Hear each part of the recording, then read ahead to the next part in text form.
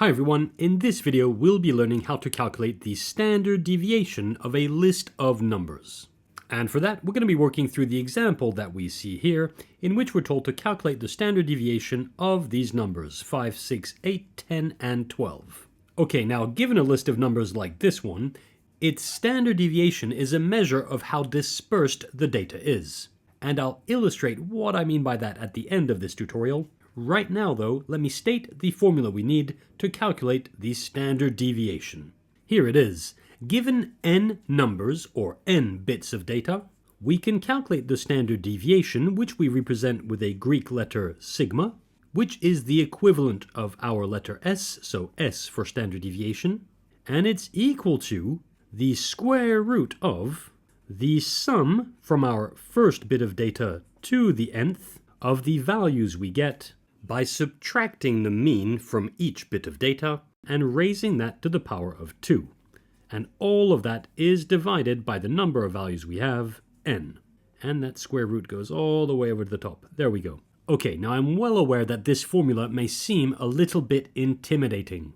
So what I'll start by doing here is I'll actually show you how to calculate the standard deviation for this list of numbers, and then using the working that we'll have in front of us, I'll then illustrate what this formula is actually saying. So let's go ahead. Again, we need to calculate the standard deviation of this list of numbers. And so as I always do, I'll go ahead and write SOL for solution. To calculate the standard deviation, the first thing we need to do, and in fact I'll write a little 1 here, is calculate the mean value of our list of data.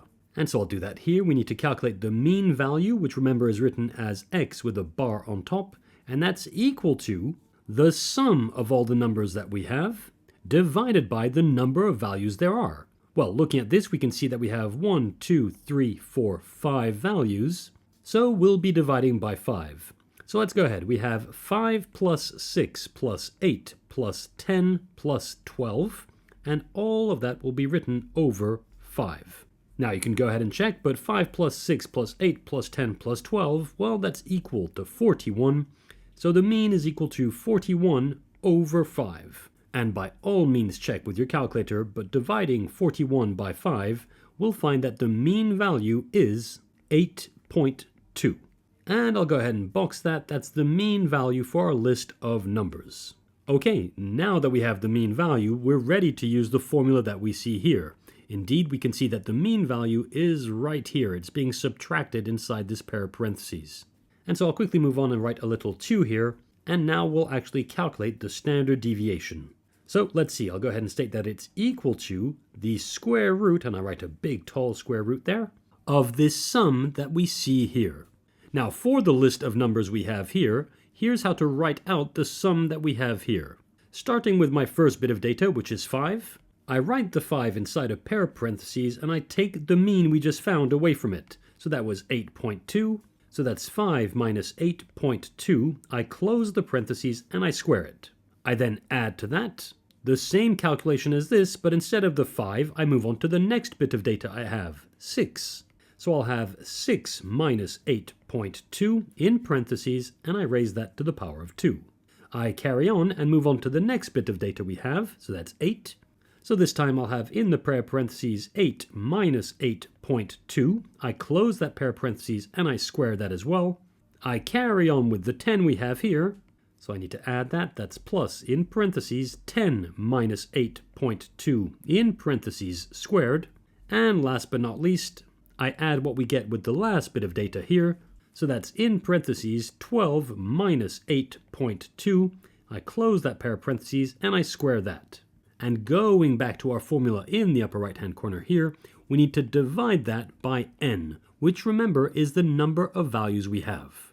And so for our list of data here, since there are 5 values, I'll say it again, n is equal to 5. And in fact, I'll box that. There we go.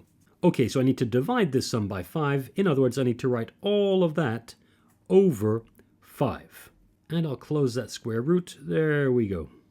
Okay, now typing everything I see underneath the square root in my calculator, I find that all of that's equal to 6.56.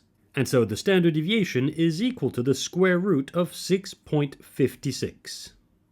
Now notice here that with my calculator, I didn't put everything under a square root right away. Indeed, I prefer to calculate what's under the square root separately, which again is 6.56. And the reason for that is because the result we get from all of this, before applying the square root, also has a name, and it's known as the variance. So I'll go ahead and write that. That's known as the variance of our data. And in fact, I could even write that in the upper right-hand corner here. The standard deviation is equal to the square root of the variance. And I'll just write that like this. There we go.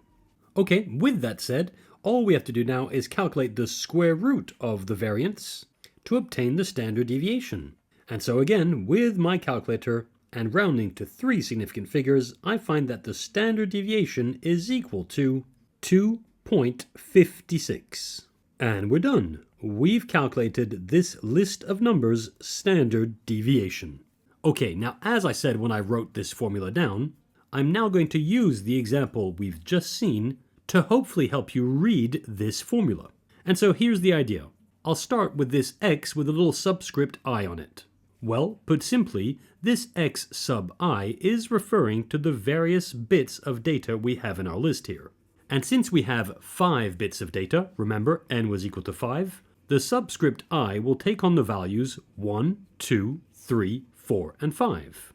And so as far as this formula is concerned, we can rename each of the bits of data we have in the following way. This 5 that starts off in the list would be x sub 1, the first bit of data. The 6 we have here would be x sub 2, the 8 would be x sub 3, the 10 would be x sub 4, and last but not least, the 12 we have here would be x sub 5. And now this symbol that we have here is a capital sigma. Remember, sigma is the Greek equivalent of our letter S. So when you see this symbol, you really should be thinking of it as a capital S. And that's capital S for sum. And so what this is actually telling us to do is calculate the sum of the values we get by calculating this expression from the first bit of data to the nth bit of data. And so in our case, since n is equal to 5, it would be the sum of the values this expression gives us when we calculate it from the first bit of data to the 5th bit of data. In other words, for this example, sigma would look like this. It would be equal to the square root of the sum from the first bit of data to the 5th bit of data of the values we get by calculating x sub I minus the mean, and I close that pair of parentheses and I raise that to the power of 2. And remember, all of that would be divided by the number of values we have, so in this case that would be 5. And let me close that square root. There we go. And so if I actually write out this sum, here's what it would look like. It would be equal to the square root of what we get by replacing the I here by 1. So I'll write that. If I replace the I by 1, I have x sub 1 minus the mean, close parentheses, squared. And then I add to that, since this is a sum, what we get from this expression for the next bit of data. So that would be x sub 2 minus the mean in parentheses, squared. And I carry on this way for the 3rd bit of data as well as the 4th, and I'll stop at the 5th bit of data. So if I actually write all of that out, it would look like this. There we go. And remember, all of that would be divided by 5. And of course, I have to close that square root. There we go. And so that's what the formula for the standard deviation is actually telling us to do. And so looking at this, alongside the value of the mean we found, 8.2, as well as the names we gave to our various bits of data, remember, x sub 1, x sub 2, and so on and so forth, then you'll see that by replacing the values we see inside this formula by the values we have here, we'll get exactly what I wrote over here. There we go. That's what this formula is actually telling us to do. Finally, to finish this video, let me spend a minute or so just to discuss what we're actually finding when we're calculating a standard deviation.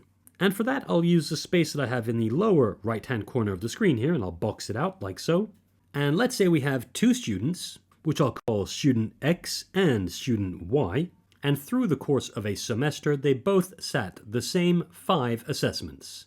And all the assessments were graded out of 20, and student X got the following grades: 17, 6, 10, 13, and 5. And student Y, on the other hand, well, that student got 11, 12, 11, 10, and 10. And for the sake of practice, I would suggest that you go ahead and calculate the values I'm about to give you, and those are the mean results for both student X and student Y, as well as their standard deviations. And so here they are. The mean score for student X is equal to 10.2. The mean score for student Y, on the other hand, well, that's equal to 10.8. And so as such, the means that we're seeing here are quite similar. Indeed, although 10.2 isn't equal to 10.8, they both lie between 10 and 11, and so it's fair to say that student X and student Y have a similar average, or a similar mean. On the other hand, if we calculate the standard deviation for student X, we'll find that it's equal to 4.45. Whereas the standard deviation for student Y, go ahead and check, but you should find it's equal to 0.748. And so now, here comes the question. What does a standard deviation of 4.45 tell us in comparison to a standard deviation of 0.748? Well, here's the whole idea. The standard deviation of a set of data is a measure of how dispersed the data is on either side of the mean value. And what that tells us is the smaller the standard deviation is, the closer all the values will lie to the mean value. On the other hand, if we have a large standard deviation, then we'll come across values which are quite far away from the mean value. In other words, if a standard deviation is large, then the values of data will be more dispersed on either side of the mean. Or put simply, the larger the standard deviation, the more values we'll find that are far away from the mean. And this can be a very useful tool in statistics. For instance, we could use the standard deviations we see here to measure reliability. And here's what I mean. Although the mean results for both of these students are similar, this student's standard deviation of 4.45 tells me that we can expect to get pretty much any result from this student. Indeed, with a mean of 10.2 and a standard deviation of 4.45, we could expect results that are way bigger than 10.2, like the 17 we have here, and results that are way less than 10.2, like the 5 we see here. And so as such, what this standard deviation is telling me for student X is that he or she is a very unpredictable student.